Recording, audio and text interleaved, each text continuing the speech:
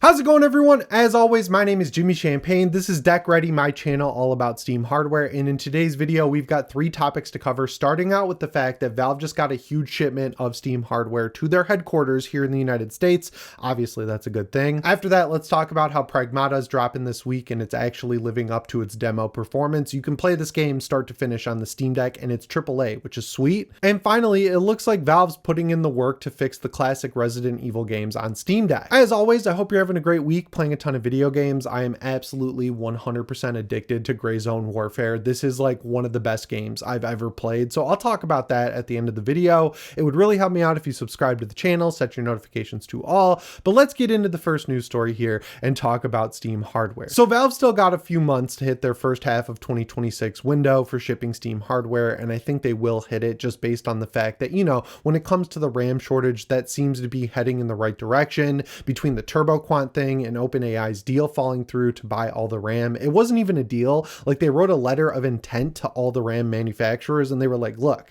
this AI stuff is going crazy. We project that we'll be able to buy like 40% of all the RAM that is produced. And then that deal fell through, whether it's because of funding or, the AI development not going in the right direction.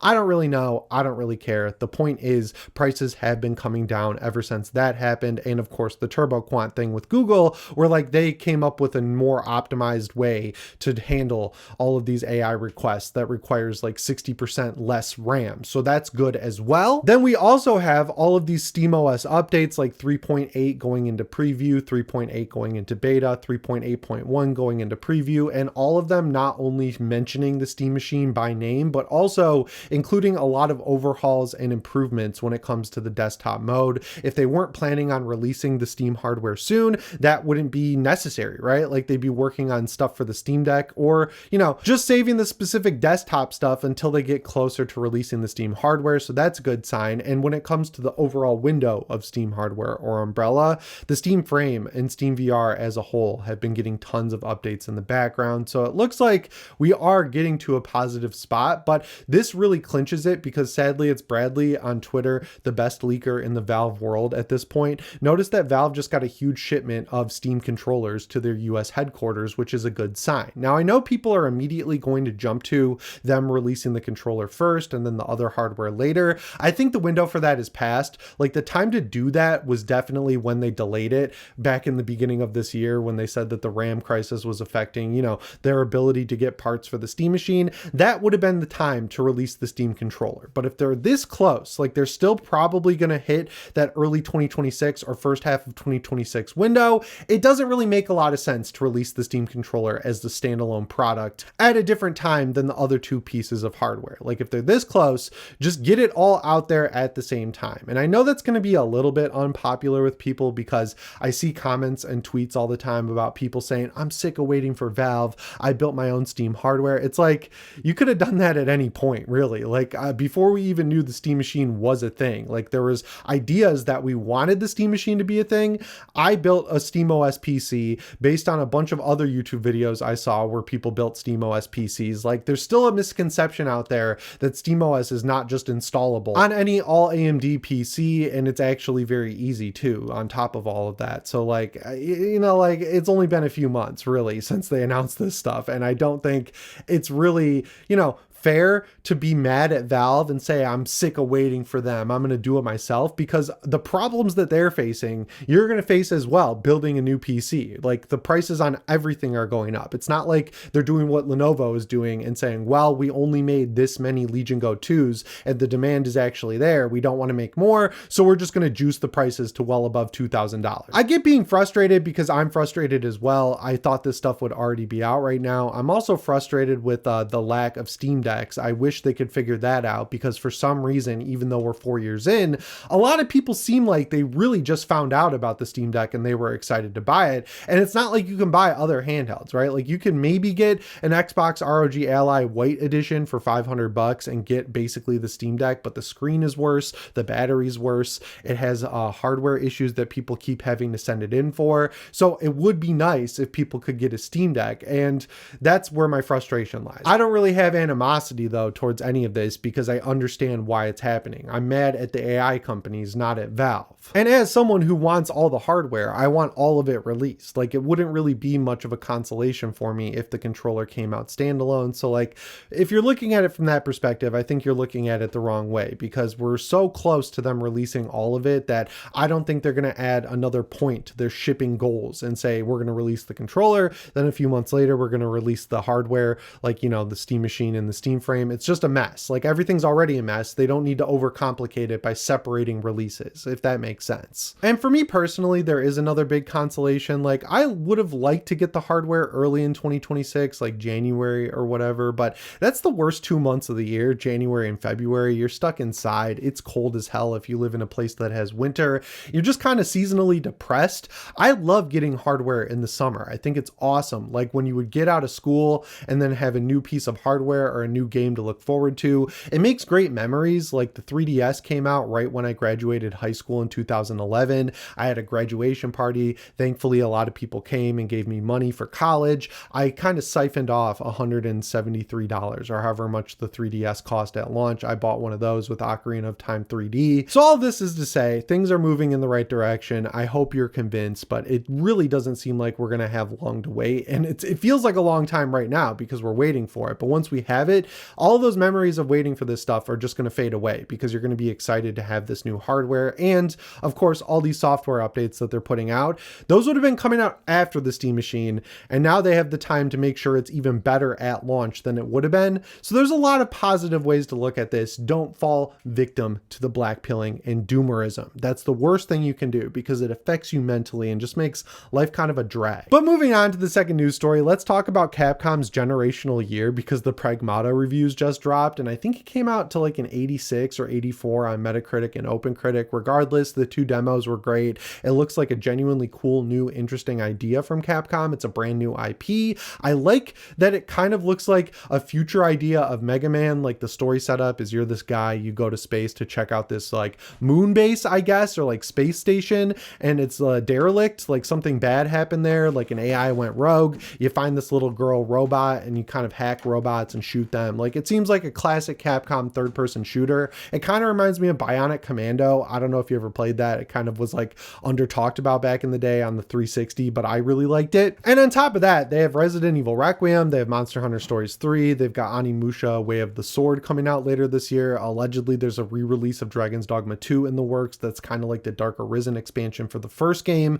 Like, they have so much stuff going on, and this is yet another good game. They haven't stumbled yet based on the reviews. And the coolest part is it seems easier to run overall than Resident Evil Requiem. Like, you had to make a lot of concessions to play Resident Evil on handheld. Like, I know people were gassing up the Switch version, but if you compared it to like even a mid-grade PC, it was a night and day difference. Same goes for comparing it to PS5 or like a high-end PC. So like, I would never recommend playing that game primarily on handheld. This is a little bit different. It looks and runs a lot better than Resident Evil Requiem, to the point where if you use the default settings and switch the FSR 3 to balanced, it defaults to FSR 1 and that looks terrible. You just switch it to FSR 3, set it to balanced, leave the settings at low, very low. It looks really good, runs at a high frame rate of 40 FPS. You can even kind of get away with 45. But if you're like me and you want to bump the graphics up a little bit more, according to Steam Deck HQ, this game has more headroom in terms of its optimization to bump some settings up and get a locked 30 FPS. Like, you can turn the hair up to, I guess, medium. If it's at its lowest, you can go to medium. You can turn on volumetric lighting and get a much better, cleaner looking image. And you can even set FSR 3 to quality. So there's an option for people who want high frame rate of 40 FPS, which looks and feels great. But if you're like me and you think 30 is just fine for a not necessarily slow pace, but slower than something like, I don't know, Call of Duty, I guess that's the only thing I can think of. You've got options regardless, 30 FPS or 40 FPS. And I think this is going to be a good handheld game. It just seems like a very linear, tight, third-person action-adventure game with a good story that you can play through with headphones. I definitely plan on playing it in my backyard, but the cool thing about the Steam Deck and having a PC that runs SteamOS is like I can play it in my backyard on the Steam Deck, and then when I come inside, I can beam my save up to Steam Cloud, download it on my main PC, and just pick up where I left off on the TV. And I've even heard that if you want 100% this, which I definitely plan on doing, it takes around 20 hours. So like, even though that's longer than just getting through it the first time, it's not a huge time time investment, it doesn't overstay its welcome, and it runs well. So like, what more could you ask for? And the coolest thing is with Onimusha coming out later this year, it looks like it's set up very similarly to this and Resident Evil. So hopefully this running so well is a good sign for that game. And also we're supposed to get the Code Veronica remake announced soon. Like, Capcom is absolutely killing it this year. This has just been a great year for me when it comes to games. It's one of those ones that's like locking into my taste. I hate when there's a year that has massive games, like last year in particular when Expedition 33 took off. I'm not into JRPGs. I gave the game a shot. It wasn't for me. Same thing happened with Baldur's Gate 3. Like, those took over Twitter. Everyone was playing them. Everyone was talking about them. They weren't for me. This year, there's so much stuff for me. And even though not all of it is really hitting the same as those two generational games, there's enough fandom around all of it where I can get, you know, some good conversations out of people on Twitter, and having them run on the Steam Deck out of the box really well. Just great. Just a really cool experience overall, and just really shows that Valve's continued optimization on the Steam Deck will continue to pay dividends. But those are all brand new Capcom games, which brings us to the third news story, which is about old Capcom games. Because if you missed this, Capcom dropped the first 3 Resident Evil games, like the classic versions, on Steam with all the enhancements that came with them when they launched on GOG last year. Like, GOG did the work to improve these games, and then now they've ended up on Steam.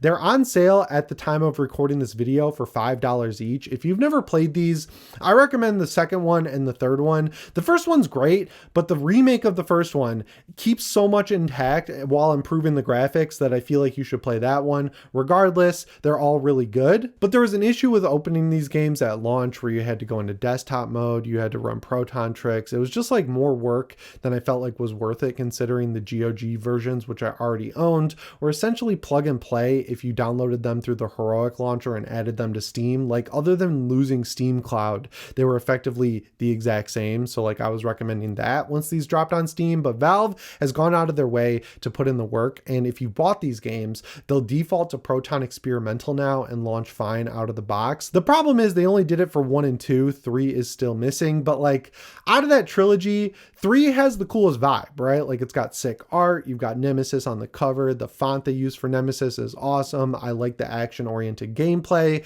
but just like the remake, 3 is the worst of the original trilogy. I think that's fair to say. So like, if they're going to focus on 2 to do first, I guess 1 and 2 are the best ones to do. And just the fact that they put in the work to fix them kind of signals, at least, that we should get a Proton Experimental upgrade for the third game as well. But if you bought all 3, you can still put in the work to get it up and running on the Steam Deck. There's a great guide over on Steam Deck HQ. But yeah, that about brings me to the end of the video. Like I mentioned at the beginning, I am stuck, like addicted as hell to Gray Zone Warfare. I downloaded it on a whim because I've been watching YouTube videos about it, and I heard this new update completely fixes it. The YouTube videos I saw that said that, like from Operator Drewski, for example, not lying. This game is so good. It's like Dark Souls mixed with Ghost Recon. I know it's called an extraction shooter, but it's really not, because once you're in the map, you can stay in the map forever. There's bases in the map where you can buy and sell gear. You can access your whole vault within the map. So you really don't ever have to extract. You just go back to a base and you have to walk. So like, it's not really an extraction shooter, but I like that. And also the cool edge that it has is you can pick between a PvE server and a PvP server.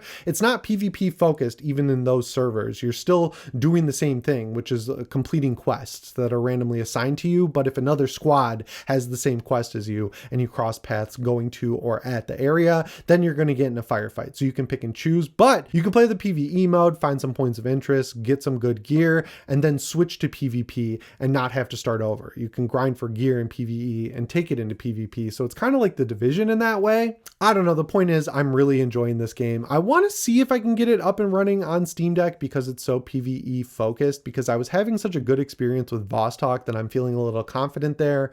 Regardless, I have a lot of time to put in this game ahead of me. So if you've got a decent PC, I can wholeheartedly recommend it, especially if you've got a few buddies to play. But it is really fun solo as well. I played most of it solo before jumping in with my buddies once I had some gear. I had fun in both experiences. So yeah, if you've had your eye on this, if it's on your wish list, can't recommend it enough. But anyway, guys, that's all I've got for you in today's video. As always, my name is Jimmy Champagne. I'll see you in the next one. Thanks for watching, and shape on.